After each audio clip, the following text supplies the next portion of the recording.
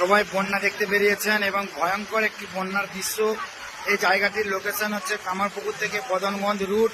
খুবই একটা ভয়ঙ্কর বন্যা, মানে যাকে বলা হয় যে একদম জল যেন মনে হচ্ছে যে সাগরের মতো হয়ে গেছে। এদিকে জলের যে কতদূর জল চলে গেছে কোনো চোখ মানে দৃষ্টি আমার আর যাচ্ছে না, তাও যতটা আমার পক্ষে সম্ভব দেখানোর ততটাই দেখাচ্ছি। দেখুন জলের যে একটা স্রোত, একদম বিশাল ভয়ঙ্কর ব্যাপার, বিশাল ভয়ঙ্কর ব্যাপার। জল একদম অতিরিক্ত হারে জল যাচ্ছে এদিকে।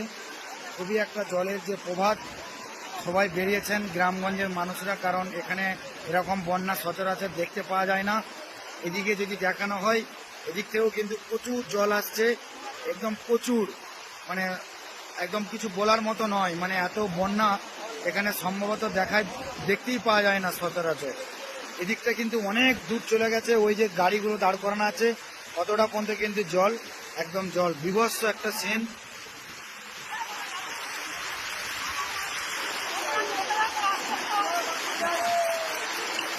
আর একটা কথা বলে রাখি, এই যে এইদিকে যে জলটা যাচ্ছে এটা কিন্তু চলে গেছে একদম রাঙামাটি, মানে কামারপুকুরের অবস্থাও। কামারপুকুরতে যে মেন চাতাল, ওই চাতালটা কি আপনি পেরিয়ে আসলেন?